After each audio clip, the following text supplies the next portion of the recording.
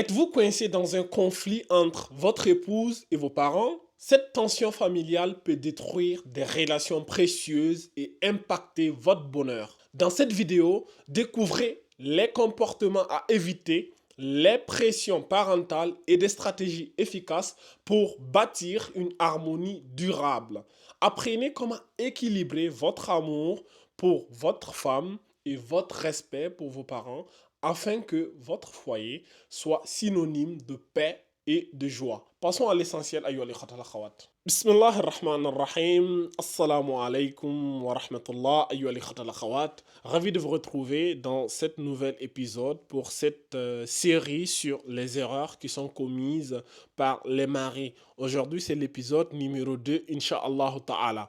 Nous allons voir ensemble aujourd'hui l'une des grandes erreurs qui est commise par certains maris dans les mariages, une erreur qui est vraiment très très catastrophique, qui est celle d'encourager l'animosité ou les rancunes, les conflits, les guerres, etc. entre ses parents et son épouse. Dans la vidéo précédente, nous avions vu l'erreur qui consistait à négliger ses parents. Certains hommes, après le mariage, négligeaient leurs parents. Ceux qui ne l'ont pas vu, je vous invite à aller la voir avant de regarder celle-ci parce que les deux vidéos sont complémentaires et se ressemblent.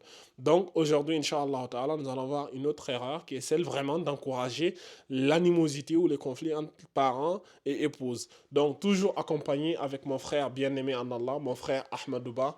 Mon frère Ahmadouba, comment va? Alhamdulillah, wa salatu wa salam ala rasulillah wa ala alihi wa sahbihi wa wala. Wa alaykum salam wa rahmatullahi wa barakatuh. Mon frère Mohamed Diallo, très très content d'être là à nouveau avec toi, Muslim BG.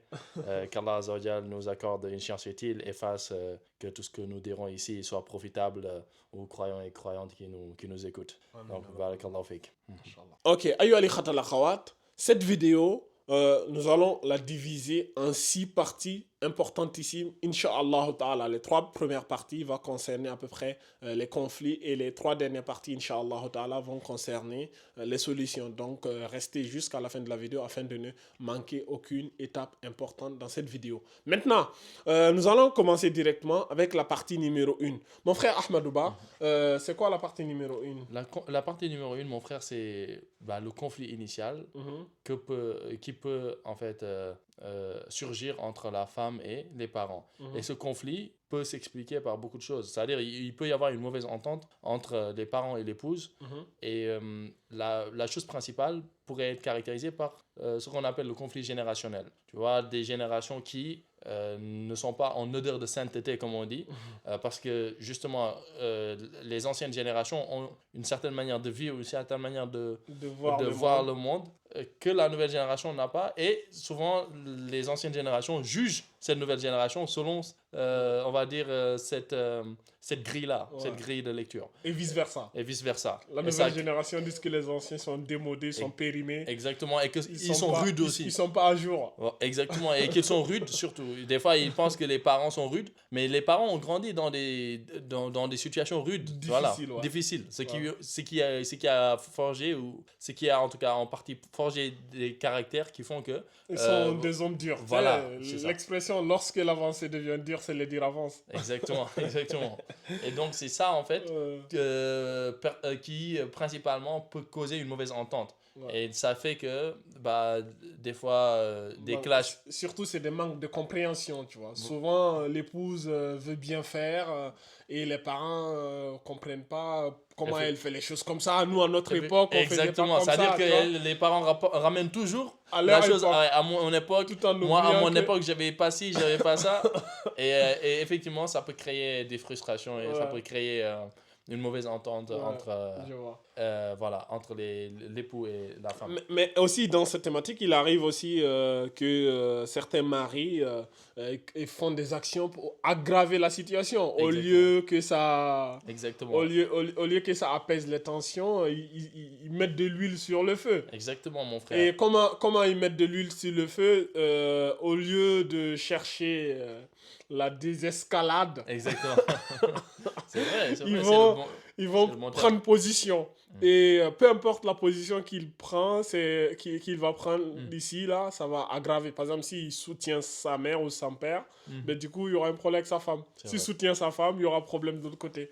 Maintenant, comment il va faire ici, le mec? Ouais, ça on va en reparler dans les 3 dernières parties, genre dans les solutions. Mais effectivement, au moins, on pose le décor. On sait que là, le premier problème auquel est confronté le mari, c'est si Allah Azza wa Jal ne lui facilite pas, qu'il y ait une mauvaise entente entre sa femme, son épouse et ses parents, et qu'il soit mêlé, et qu'il soit en plein cœur de ce cyclone, et que lui-même, en essayant de bien faire des fois, qu'il fasse mal, qu'il réagisse mal, ce qui va créer encore plus, accentuer, comme tu disais, ce qui va, au lieu de créer la désescalade, va plutôt créer encore plus l'escalade, va encore plus créer les tiraillements et les guéguerres.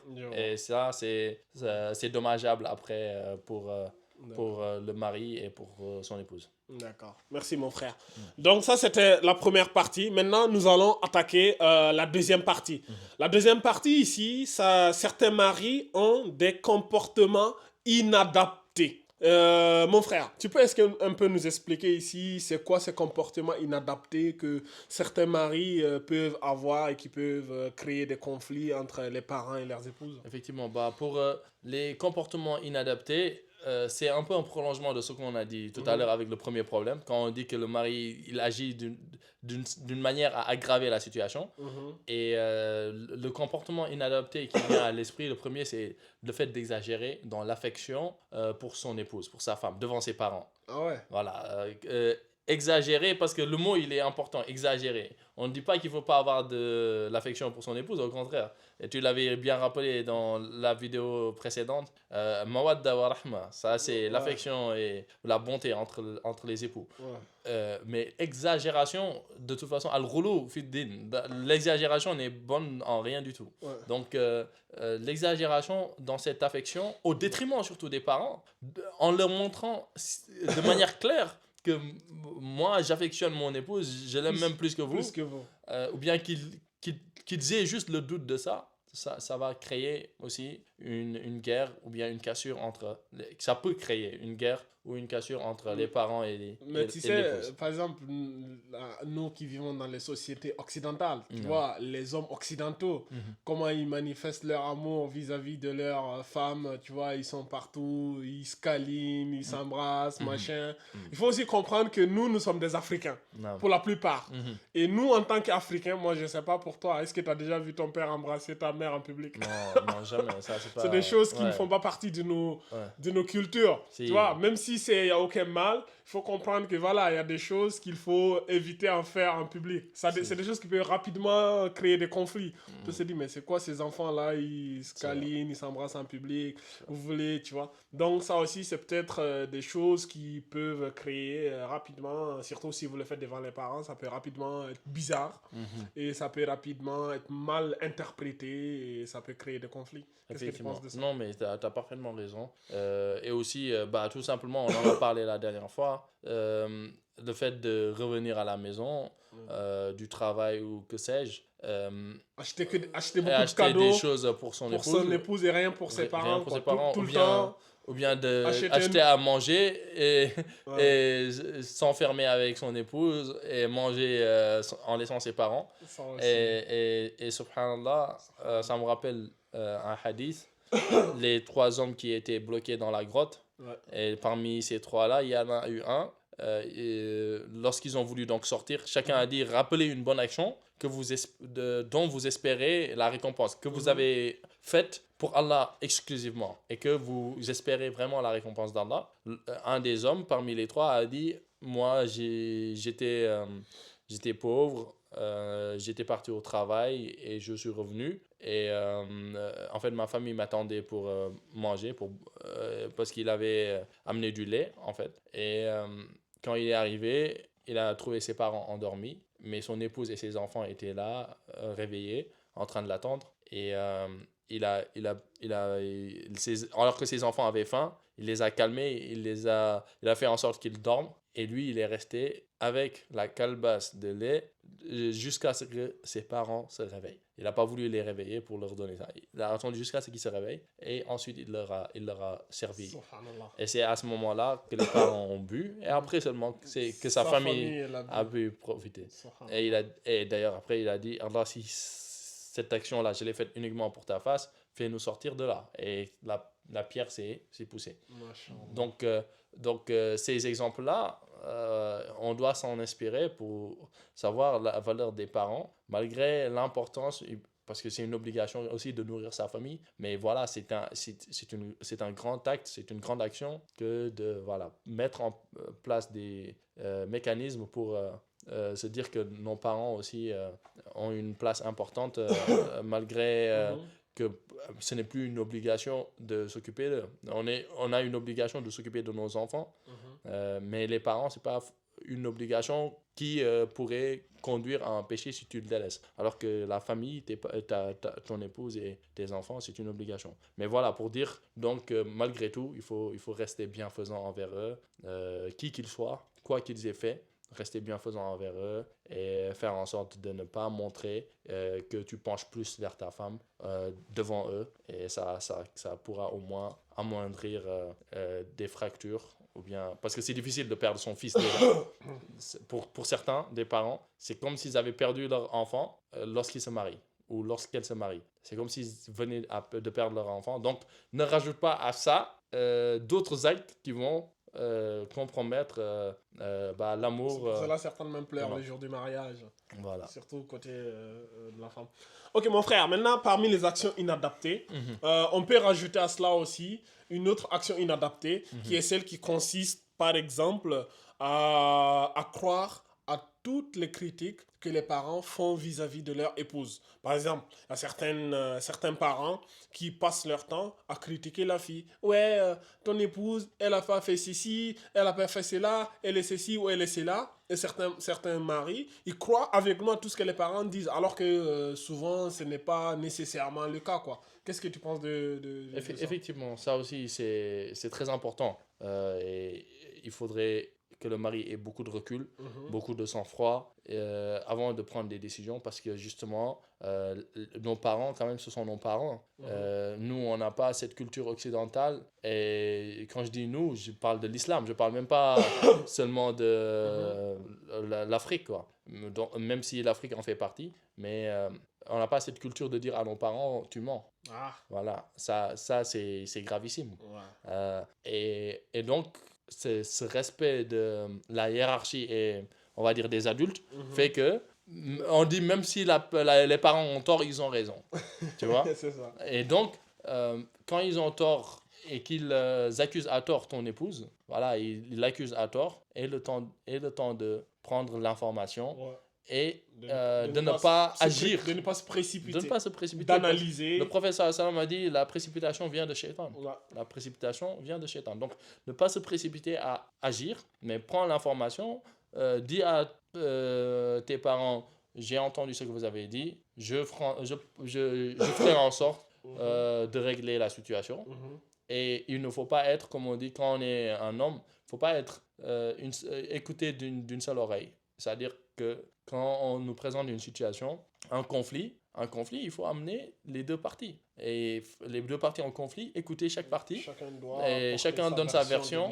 Voilà. Et après, seulement la personne est tranche. Donc, effectivement, il ne faut pas, même si ce sont les parents, même si ils ont un droit énorme sur nous, même si on leur doit respect, amour et tout, on ne doit pas prendre tout ce qu'ils disent comme forcément une vérité. Pour argent comptant, c'est pas wahyu, quoi, ça vient pas du ciel. Exactement. Malheureusement, certains parents, hein, c'est pas tous, mais il y en a certains qui sont un peu vicieux. Quand ils n'aiment pas l'épouse ou machin, quelque chose comme ça, ils peuvent vouloir lui pourrir la vie ou lui rendre la vie vraiment... Bien sûr, bon, on va rebondir directement dans la partie 3, parce que cette partie-là, il y a un rapport direct avec la partie 3. Okay. La partie 3 ici, ça consiste à quoi? Ça consiste à ce que, malheureusement, certains parents mettent énormément de pression sur leur mari. Et certains hommes n'ont pas assez les épaules solides pour supporter les pressions des parents. Tu vois? Donc, mon frère Ahmadouba, qu'est-ce qu'on peut parler sur cette thématique-là? Ouais, par rapport à cette thématique, comme tu l'as si bien amené, hein, euh, c'est une, c'est une emprise malsaine, en fait, que certains parents ont sur leurs enfants. C'est-à-dire comme on l'a dit tout à l'heure, hein, il y a certains parents, ils sont très durs. Du fait peut-être aussi de leur éducation, de leur passé. Voilà, ils sont très durs, très difficiles par nature. Et on ne peut pas changer la nature d'une personne, on va dire. Faut rebondir à ce que tu disais tout à l'heure et qui rejoint ce qu'on dit là. Donc, nos parents, la plupart d'entre eux, ont grandi dans des périodes très dures, surtout ceux qui sont nés dans les années 60, 70, surtout en Afrique, certains dans des villages les plus reculés. Fallait aller faire l'agriculture, fallait aller cultiver, il n'y avait pas l'eau, l'électricité. Mon frère, c'était dur. Et pour revenir à la parole de Ibn Khaldoun, sa citation, ça m'est revenu où il disait que les temps difficiles créent des hommes forts. Je pensais à ces citations. Les temps difficiles créent des hommes forts. Et les hommes forts créent des temps faciles. Les temps faciles créent des hommes faibles. Et les hommes faibles créent des temps difficiles. Histoire de dire qu'une civilisation, elle naît, elle grandit, elle meurt. Donc, c'est cyclique. Quand les temps sont durs, les hommes sont durs. Et quand les hommes sont durs, c'est ces hommes durs-là qui vont créer des temps faciles. Et si les temps deviennent faciles, comme nous à notre époque, on a des hommes faibles. Tu vas voir les hommes aujourd'hui, c'est l'expression, il y a des hommes, il y a des omelettes. Malheureusement, beaucoup d'entre nous aujourd'hui, nous ne sommes plus des vrais hommes, nous sommes des omelettes. La masculinité, tu sais, il y a même une étude qui a été prouvée que si on prend un homme aujourd'hui, par exemple nous, et qu'on prend un homme dans les années 70, de même âge que nous, même corpulence, il est prouvé que l'homme de ces années-là est plus fort que nous aujourd'hui. Ça montre que nous avons perdu beaucoup en virilité, en testostérone, même en hormones, et c'est prouvé scientifiquement. Ça montre que plus les temps sont faciles, plus on a des outils technologiques pour nous faciliter la vie, plus on devient de plus en plus fragile, plus en plus faible. Et du coup, voilà. Et après, maintenant, on a des sociétés qui a tout pour vivre le bonheur, le luxe et tout, mais on se rend compte que les gens sont de plus en plus malheureux et la vie est de plus en plus dure. Donc, comme quoi, la parole d'Ibn Khaldoun reste toujours d'actualité, quoi. Non, c'est exactement ça. Et justement, la personne qui prend conscience de ça fera en sorte de comprendre. Ouais, la personne qui prend conscience de ça fera en sorte d'éviter d'aller en conflit avec les parents et de les comprendre. Parce que les parents, quoi qu'on dise, lorsque la personne se marie, c'est que les parents ont atteint un certain âge avancé. Et donc, ils ont vécu plus que peut-être ce qu'il leur reste à vivre. Et donc, ce genre de personnes, il est facile de patienter. De patienter pour eux. Voilà, patienter, bien sûr, en priant Allah de leur allonger leur vie. Et ne surtout pas prier le contraire, parce qu'il y en a certains, Allah al-Mustan, voilà, qui prient ça, ou qui l'espèrent. Et donc, voilà, c'est à l'enfant de rentrer dans les rangs, comme on dit. Même si, voilà, il y a le comportement difficile vraiment des parents, et qui peut pousser à d'autres choses, d'ailleurs, mon frère, ces comportements difficiles. Ouais, malheureusement, ces comportements difficiles de certains parents, bien sûr on dit certains, on ne généralise pas, ils peuvent pousser souvent à des exigences qui sont vraiment inappropriées. Comme par exemple le père ou la mère qui va dire « tu dois divorcer de cette fille-là ». Tu divorces d'elle. Pourtant, sans raison apparente, elle n'a pas réellement fait grand-chose, mais juste certains parents vont vouloir tout faire pour qu'ils divorcent. Et dans ce genre de situation, si tu n'as pas les épaules solides, comme on le disait tout à l'heure, tu peux malheureusement... Ouais, parce qu'en fait, c'est... Comment le dire? C'est une sorte de chantage, finalement. Tu te retrouves, comme on dit, entre le marteau et l'enclume. C'est soit... parce que des fois, certains parents, ils ne te laissent pas le choix. Ils te disent, c'est soit moi ou elle. Ou soit nous ou elle. Donc... soit tu la divorces, soit tu nous divorces nous. Voilà, parce que c'est une sorte de divorce, de cassure de lien de parenté.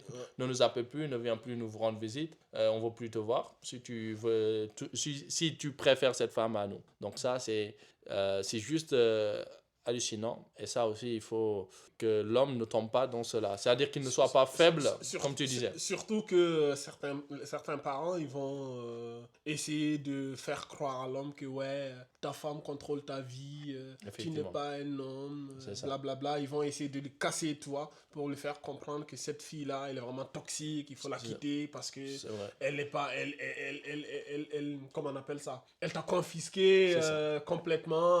C'est- Tu es devenu comme un mouton, tu suis ta femme, tu vois. Exactement. Certains même vont aller jusqu'à dire qu'elle t'a ensorcelé, Subhanallah, c'est vrai. elle t'a fait des sous. Tu- Et malheureusement, si tu n'as pas la foi vraiment solide, certains parents même peuvent amener leur fils vers le shirk. Hein.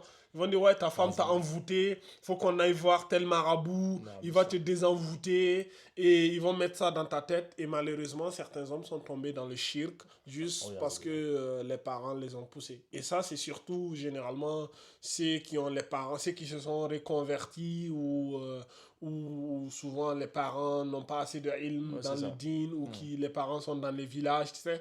Malheureusement, surtout dans nos pays africains, certains d'entre nous Ouais. ont un pied dans l'islam et un pied dans le coffre. Ah, Tu vois, c'est-à-dire on est musulman le matin et l'après-midi, on va aller consulter les voyants, les génies, les fétiches. Et le soir, tu vois, malheureusement, où il y en a qui sont croyants en ville, la semaine, Mhm. et le week-end, ils vont rentrer au village Ouais. pour voir, pour rendre visite aux ancêtres, comme on dit. Qu'Allah nous en préserve. Mais effectivement, mon frère, tu sais que nous, en tant qu'hommes, nous n'avons que notre fierté. Ouais. Et si, effectivement, les parents nous font remarquer que l'épouse a une emprise sur nous et qu'on est faible, qu'on est dominé, tu vois, même sur le ton de la rigolade, nous ne sommes que des hommes. Et ça peut nous toucher et on peut se sentir blessé par ça. Aucun homme Voilà. ne veut Voilà, qu'on lui dise que sa femme le domine. Exactement, c'est ça. Et donc, ça peut effectivement créer une cassure. Si l'homme n'est pas suffisamment fort Ouais. pour encaisser ça, ça peut le conduire à faire une erreur capitale qui serait de se séparer de sa femme, Ou de son pire, épouse. ou pire, tomber dans le shirk, comme on en a parlé. Voilà, effectivement. Donc, ayo al khat al akhawat, là c'était les trois premières parties de cette vidéo qui consistaient voilà, à signaler à peu près les différentes erreurs ou les différents problèmes qu'on peut rencontrer. Maintenant, nous allons aborder les trois dernières parties ici qui vont consister maintenant à trouver des solutions. Mon frère Ahmadouba, au numéro 4, on a dit ici qu'on va essayer de voir quelles sont les réponses que le mari peut apporter face à ces différentes problématiques, à ces différentes... pour apporter des solutions, Inch'Allah, de façon proportionnée à ces différentes problématiques.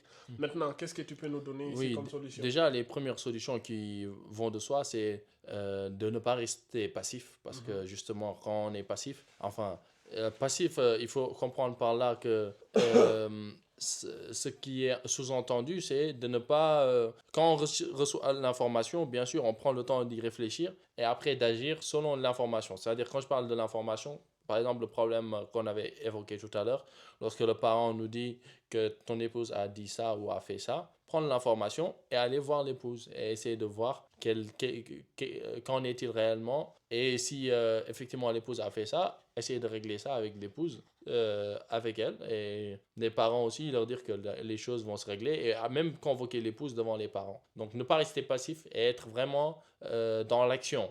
Et que les parents sentent que la personne maîtrise la situation. De la même manière aussi que son épouse sente que l'homme maîtrise la situation. Ne pas laisser en fait les choses déborder. Et ça se fait par les actions.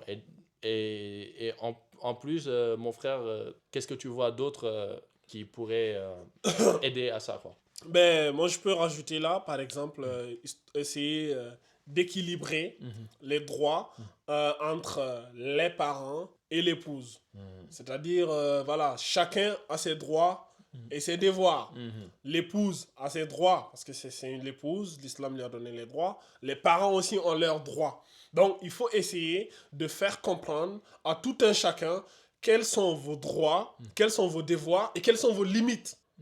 Parce que l'une des choses que les gens négligent beaucoup, alors que c'est la chose fondamentale pour un couple, c'est le fait de mettre des limites. Dire à chacun, voici ta limite. Quand ton épouse commence à critiquer tes parents, même dans la rigolade, il faut lui faire comprendre, écoute, je t'aime bien. Par contre, ce sujet-là, ce terrain-là, c'est un terrain sur lequel il ne faut pas y aller. Mes parents sont sacrés. Allah subhanahu wa ta'ala les a donné des droits.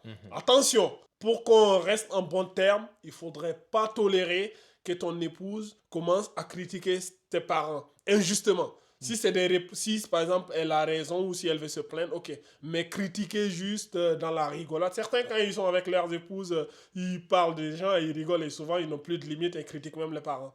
Donc il faut mettre cette limite-là. Et aussi, la limite aussi chez tes parents. Il faut dire aux parents, écoutez, vous êtes mes parents, c'est mon épouse. Je ne peux pas la privilégier par rapport à vous, ni vous par rapport à lui. Je suis condamné à vivre, on est condamné à vivre ensemble.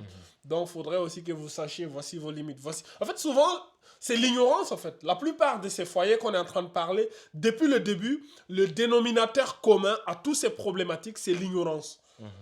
Quand il y a le ilm, quand c'est des foyers où il y a la science, c'est la paix. Ouais. Parce que chacun connaît ses droits, ses devoirs et ses limites. C'est le manque de science qui amène tous ces problèmes-là.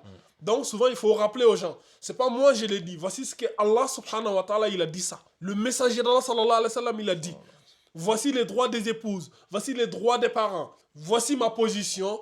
Chacun ses droits, chacun ses devoirs. Voici mes devoirs vis-à-vis de mes parents. Voici mes devoirs vis-à-vis de mon épouse. Donc, veuillez respecter ça, s'il vous plaît. Vous le respectez, vous aurez des récompenses. Vous ne le respectez pas, vous avez des péchés. Et je pense que si ça s'est bien rentré dans le cerveau, je pense qu'Inch'Allah ta'ala, la situation va beaucoup s'améliorer. Magnifique. Je pense que tu as tout raclé, machallah.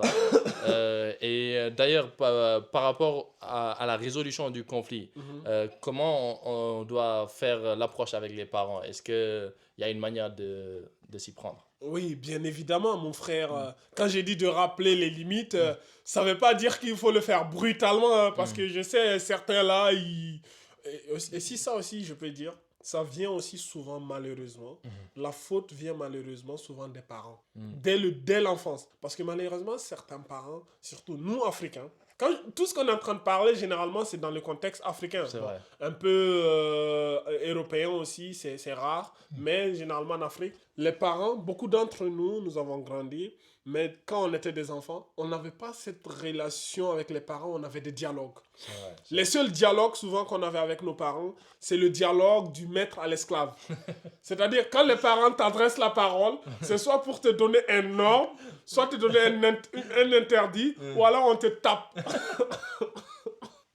Ça, c'est des réalités que nous avons grandi. Donc, les parents n'ont pas habitué aux enfants de communiquer avec eux. C'est-à-dire qu'il n'y a pas cette communication saine, passive où le parent, ça va, est-ce que tu as passé une bonne journée? On n'a pas habitué cette relation. Donc, beaucoup d'entre nous ont grandi comme ça. C'est vrai. Et quand tu grandis comme ça, demain, pour aller maintenant dialoguer avec ton père, tu n'as pas cette habitude-là. Tu as toujours eu le réflexe de, toujours c'est dans le dur, dans les ordres. Donc, toi, le jour où tu veux le parler, tu as toujours les réflexes d'enfant. C'est vrai. Et du coup, tu vas venir en mode dur.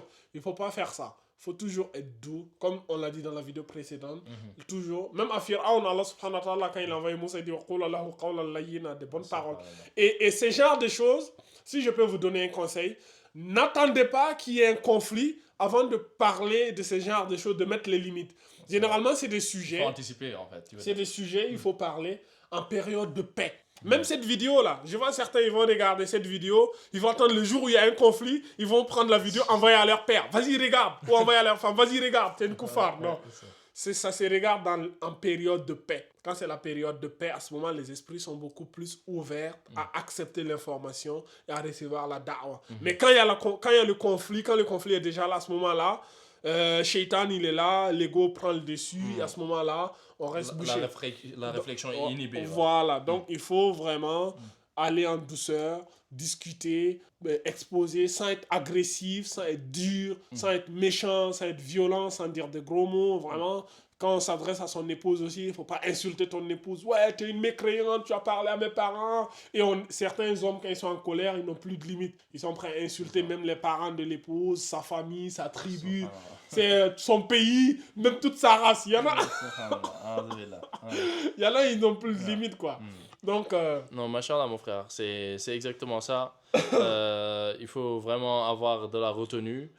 Et c'est ce que je disais tout à l'heure, que dans le fait que le mari, c'est lui qui doit faire en sorte de gérer la situation, de prendre contrôle de la situation. Comme on dit, quand on dit c'est sous contrôle, voilà, il faut l'avoir sous contrôle, cette situation, et accepter ou bien ne pas accepter que cela déborde. Et quand il y a un conflit, faire en sorte de rapidement le régler et de ne pas laisser pourrir. Voilà, mon frère. Et donc, ça, c'est... Tu peux aborder en même temps la Ouais. cinquième partie. Je pense que la cinquième partie, on Ouais. l'a déjà abordée, mais vas-y, pour un Ouais, rappel. ouais, donc... Pour la cinquième partie. Ouais, la cinquième partie, c'est un peu en lien avec ce que tu as dit sur le fait de donner les droits et les droits et les responsabilités. Ouais. Voilà, les droits de l'épouse et les droits des parents. Et avec sagesse. Ouais, bien Allah sûr. subhanahu wa ta'ala lui-même nous dit, on a oublié de rappeler ce verset-là qui est dans la sourate Al-Baqarah, je crois. Non, c'est Baqarah ou c'est sourate Udu ila sabili rabbika bil Ah, hikmati. sur Nahl, ouais. Surat Nahl, Udu ila sabili rabbika بالحكمة والموعظة. bil maw'iza. Même dans la sourate Yusuf, Allah dit, Qul hazihi sabili adu ila Allah ala basira. Tu vois, avec clairvoyance, avec sagesse. Donc on fait appel avec sagesse, avec hikmah. La hikmah qui est dans la sourate Al-Baqarah, Allah dit yu'til hikmata man yasha wa man yu'tal hikmata faqad utiya khayran kaseera. Nous donnons la sagesse à qui nous voulons et celui à qui nous donnons la sagesse aura reçu un grand bien. Effectivement. Et qu'est-ce que tu peux rajouter à cela aussi? C'est ça en fait. Ce que je voulais rajouter, c'est en fait, comme on l'avait rappelé dans la vidéo précédente, chacun a des droits et des devoirs. Ouais. Et il faut savoir que c'est pas les mêmes amours qu'on porte aux uns et aux autres. Il faut pas accepter, le mari ne doit pas accepter cette question-là qui est de dire entre ta femme et ta mère, qui est-ce que tu aimes le plus? C'est pas possible, c'est pas comparable. C'est-à-dire, c'est deux ordres de grandeur qui ne sont pas comparables. Voilà, je sais pas comment l'expliquer peut-être en termes mathématiques. 10 et 100, encore 10 et 100 sont comparables. Mais il y a des choses qui ne sont pas comparables parce qu'ils ne font pas partie, voilà, de la même unité de mesure. C'est ça que je voulais dire. Voilà, il y a des unités de mesure qui ne peuvent pas se comparer parce qu'ils ne font pas partie des mêmes catégories. Et là, c'est la même chose. L'amour pour la mère et l'amour pour la femme ne sont pas comparables, ce qui fait que chacun ou chacune a sa place à occuper auprès de l'homme, et donc que l'homme communique tout le temps là-dessus et fasse en sorte de donner à chacun son dû. Donc la mère en soi, surtout à un certain âge, ce dont elle a plus besoin, c'est d'une oreille attentive, de quelqu'un qui est à son chevet, d'un fils attentionné qui va être là quand elle en a besoin. Je parle de la mère parce que généralement les conflits, le beau-père des fois c'est très rare, mais c'est plus entre mère et belle-fille. Entre belle-mère et belle-fille. Voilà, c'est plus là-bas les... c'est entre femmes. Voilà, entre femmes. Et donc, je parle de la mère. Donc, la mère, elle attend une oreille attentive de son enfant. Elle attend de la reconnaissance. Parce que quoi qu'on dise, la personne, qu'elle soit président de la République, qu'elle soit, que sais-je, elle reste son enfant. Celui qu'elle a porté dans son ventre pendant 9 mois et celui qu'elle a changé des couches comment dire, une nombre de fois incalculable. Donc, elle attend cette reconnaissance. Et c'est une reconnaissance légitime que la personne, elle doit faire. Tant que c'est dans les frontières, on va dire, de la législation. Parce que, comme Allah dit, jusqu'au moment où tes parents vont t'ordonner d'associer à Allah Azawajal, ou de faire en tout cas une transgression qui est claire.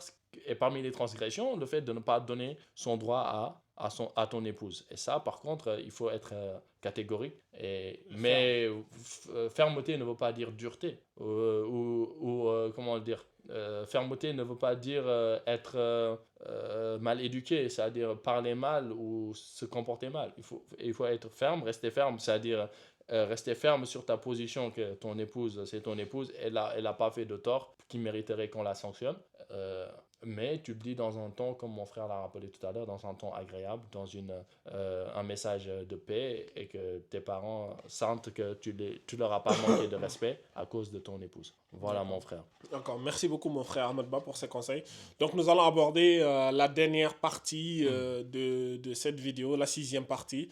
Et Inch'Allah, dans cette partie, nous allons essayer d'aborder un peu quelques conseils pour favoriser l'harmonie dans le couple, quoi. Mon frère Ahmadouba, quel est le premier conseil que tu peux donner ici? Ouais, le premier conseil, c'est celui avec lequel j'ai fini tout à l'heure, qui est le respect des parents. Le respect des parents. Parce que le respect des parents, il peut se manifester de différentes manières, mais il faut le faire sentir aux parents.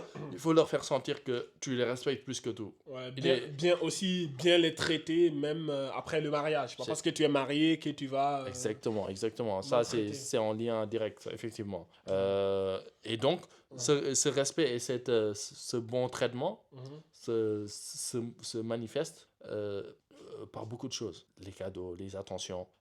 Et juste le fait que il est inconcevable que tes parents t'appellent, même si tu es occupé, fais en sorte de leur laisser un message ou de leur montrer en tout cas que je ne vous ai pas négligé, que voilà, j'arrive, enfin, montre-leur cette importance, montre-leur, mets-les sur un piédestal, voilà, montre-leur que ce sont tes parents, donc ils ont ce degré-là élevé auprès de toi. Et que nul autre être humain ne peut... Voilà, surtout le prophète sallallahu alayhi wa sallam, qu'est-ce qu'il a dit?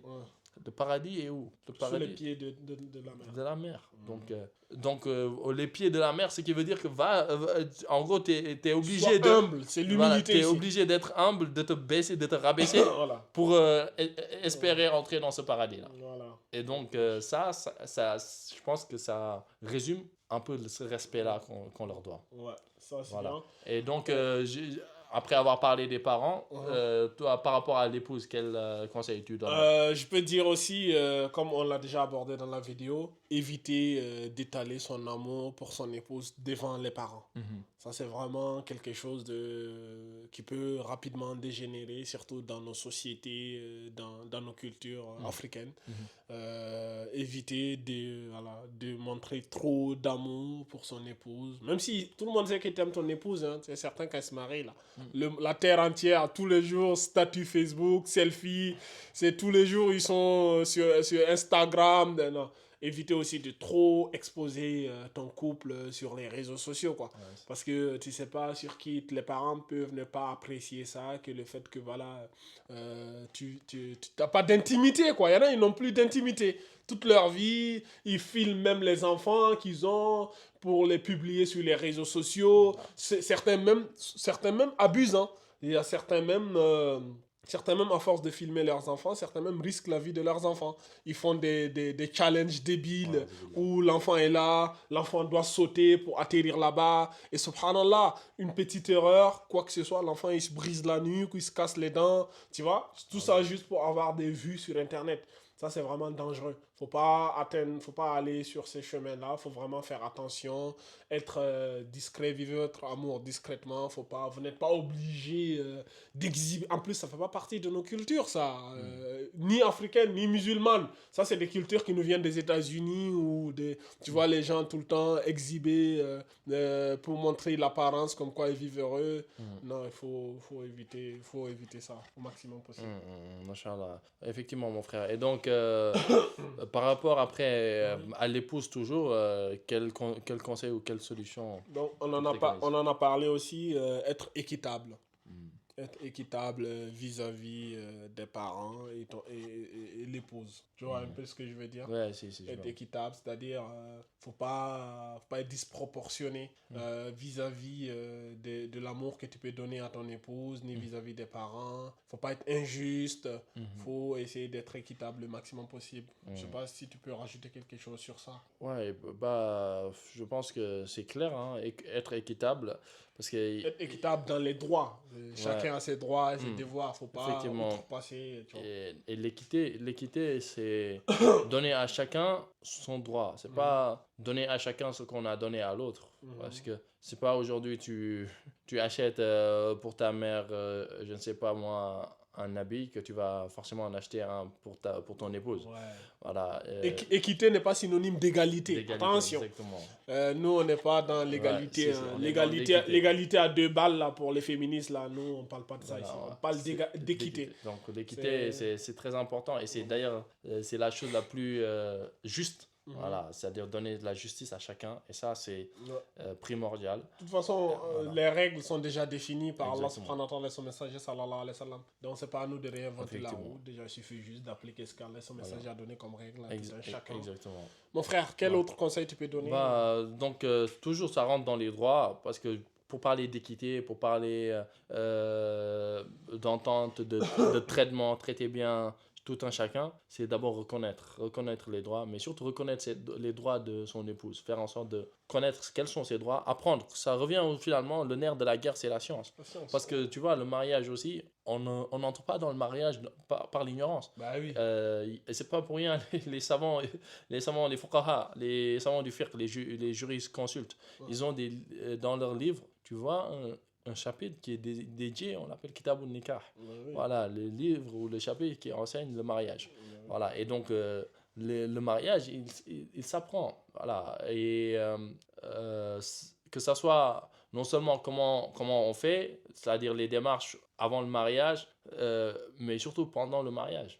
Donc voilà, pendant le mariage, quand je dis pendant le mariage, c'est après le mariage, quoi, quand le mariage il a été fait. Donc durant le mariage, oui, quand on scelle le contrat, et après le mariage, quand le mariage est scellé et que maintenant la vie de couple a commencé, là il faut vraiment apprendre et surtout s'inspirer des grands hommes. Et qui est le plus grand homme que notre prophète sallallahu alayhi wa sallam, qui est notre exemple à bien des égards. Et Allah Azza wa Jal a vanté son mérite en lui disant wa innaka la'ala khuluqin azim. Et ça, c'est une des bases fondamentales dans le mariage. Et tu es certes d'une moralité imminente, ou tu es certes d'un comportement immense. Et quand Allah Azza wa Jal parle de quelque chose d'immense, c'est que c'est vraiment immense parce que lui, Azza wa Jal, il est immense. Et donc, reconnaître ses droits à son épouse va faciliter de ne pas tomber dans et aussi l'erreur. Ne pas croire, on en avait déjà parlé, sans preuve les parents, tout ça, ça peut rentrer ici, voilà, l'équité. Voilà. Donc au niveau de l'équité, on a le fait voilà, de reconnaître les droits, aussi le fait de ne pas croire sans preuve, les accusations injustes, tu vois, donc il faut vraiment faire attention.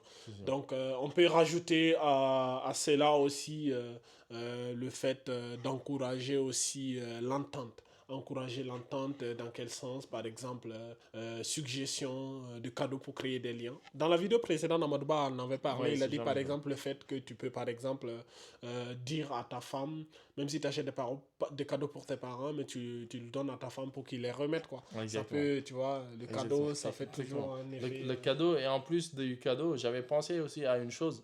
C'est le hadith du prophète sallallahu alayhi wa sallam quand il parle de trois choses sur lesquelles il est permis de ne pas dire la vérité. C'est-à-dire, quand on va dire, j'aime pas le mot, mais quand on ment, Allah Azza wa Jal ne nous tient pas rigueur. Et parmi ces trois choses, ces trois endroits, il y a le fait de réconcilier des gens. C'est-à-dire, aujourd'hui, toi et moi, si on est en conflit, quelqu'un qui veut venir nous réconcilier, il peut venir et te dire Ahmed, il a parlé de toi en bien. En fait, il trouve que tu es ceci et cela en qualité, quoi. Qui commence à dire que moi, j'ai dit telle chose, alors qu'en réalité, je ne l'ai pas dit, mais il le dit dans le sens de réconcilier. Pour non seulement ce hadith montre l'importance que revêt la réconciliation quand il y a des problèmes, c'est-à-dire ça montre déjà même le danger des problèmes, je veux dire, le danger des crises, c'est-à-dire que les gens soient en froid. Comment comment j'allais le dire, enfin l'importance que ça revêt, et donc comment l'islam déteste ça. D'ailleurs le prophète sallallahu alayhi wa sallam dans un autre hadith il dit deux croyants ne restent pas 3 jours sans s'adresser à la parole, si ce n'est que après s'ils meurent dans cet état ils vont en enfer, qu'Allah nous en préserve. Et donc ça montre le danger de ça. Et donc si justement ça pousse jusqu'à ce qu'on puisse pardonner à quelqu'un qui ne dit pas la vérité, c'est que c'est gravissime. Et Allah Azza wa Jal, il a dit la khayra fi kathirin min najwahum illa man amara bi sadaqatin aw ma'rufin aw islahin bayna an-nas. Allah il dit il n'y a aucun bien dans la plupart de leurs discussions secrètes. Les discussions secrètes qu'ils ont en privé, et les gens ils peuvent échanger sur des choses. Allah il dit il n'y a pas de bien là-dessus si ce n'est celui qui ordonne une aumône ou qui ordonne une bonne action ou qui ordonne la réconciliation entre les gens. أو إصلاح بين الناس. Après, Allah il dit ومن يفعل ذلك ابتغاء مرضات الله فسوف نؤتيه أجرا عظيما. Celui qui fait cela en espérant, en recherchant le visage d'Allah, nous lui donnerons une récompense immense. Et donc, ça montre la récompense que cela revêt. Donc, que le mari garde ça en tête et fasse en sorte d'user de ses moyens pour créer cette réconciliation, ce rapprochement entre son épouse et ses parents, en parlant d'un côté, parlant du bien des parents, le bien que les parents disent sur l'épouse, et de l'autre côté aussi rapporter aux parents les biens que l'épouse dit sur eux, et en espérant que, parce que Allah Azza wa Jal, il sait ce qu'il y a dans les cœurs, il sait ce que l'homme il fait pour lui. Si cela est fait sincèrement, Allah Azza wa Jal peut créer ce lien et cette réconciliation. Voilà, mon frère. En tout cas, mon frère, je pense qu'on a fait le tour du sujet. Je pense qu'on en a fait le tour. Donc, il n'y a plus grand-chose à dire sur ce sujet. Je pense qu'on vous a apporté toutes les réponses, surtout les conflits qui peuvent apparaître entre les parents et l'épouse. Ces deux vidéos, Inch'Allah ta'ala, si vous les appliquez, si vous les mettez en application, vous allez voir que les relations entre votre épouse et vos parents vont, Inch'Allah ta'ala, s'améliorer. Et voilà, mon frère, est-ce que tu as un mot pour la fin? Ouais, donc mon frère, juste ce que tu viens de dire, il faut garder à l'esprit que le mariage est un long périple, et celui qui rentre dedans, non seulement c'est pour compléter sa religion, ou bien la moitié de sa religion. Donc quand cela est fait, comme le prophète sallam le dit dans le même hadith, qu'il craigne donc Allah sur l'autre moitié. Et donc il y aura beaucoup de turbulences avec son épouse, et beaucoup d'erreurs qui pourraient être commises. D'ailleurs, on les verra dans la suite. Là, on est encore dans la relation épouse-parent.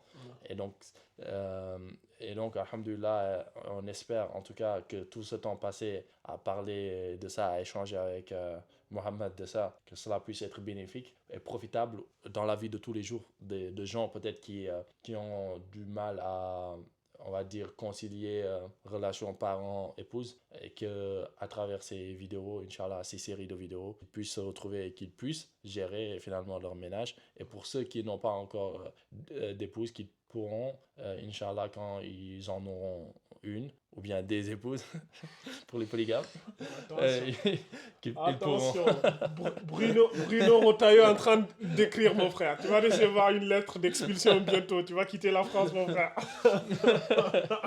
Donc, non, moi, j'ai rien dit. Donc, pour cela... Ah, les lâches. Non, moi, j'ai pas peur de partir. Les lâches, mon frère. Mais donc, je disais, pour cela, alors, ceux qui sont encore célibataires, ils pourront au moins savoir à quoi s'attendre et se préparer au mieux. Parce que c'est finalement ça l'objectif de ces vidéos. Et nous prions Allah Azza wa Jal d'accepter de tous et de nous faciliter le bien où qu'il soit, et qu'il agrée nos œuvres et qu'il nous pardonne aussi nos manquements si nous avons dit des choses qui n'ont pas été conformes à ce qu'Allah Azza wa Jal aime et agrée. Cela est dû juste à notre science limitée, et aussi à Shaitan, qu'Allah nous pardonne. Et tout ce qu'on a dit de juste, cela ne vient que d'Allah Azza wa Jal. Hadha wallahu a'lam wa sallallahu alayhi wa sallam ala nabina Muhammad wa ala alihi wa sahbihi ajma'in. Barakallahu fikum. Merci beaucoup, mon frère Ahmadouba, pour tous ces éclaircissements, et merci à vous pour ceux d'entre vous, bien sûr, qui ont tenu à regarder la vidéo jusqu'au bout. Peut-être c'est 1% parmi vous, c'est comme ça, l'islam, c'est la religion d'endurance. Si tu n'as même pas la patience de regarder des contenus comme ça jusqu'au bout, après ne t'étonne pas que ton couple soit tout le temps dans des conflits, tu vois. Donc, merci à vous, on se donne rendez-vous très prochainement dans une nouvelle vidéo. On va continuer à aborder cette longue série sur les erreurs qui sont effectuées par les maris. Après cette série, nous aborderons une autre série aussi sur les erreurs commises par les épouses, Inch'Allah ta'ala. Alhamdulillahi Rabbil Alamin, wa sallallahu ala nabiyyina Muhammad wa ala alihi wa sahbihi wa man ittaba'ahum bi ihsanin ila yawmiddin.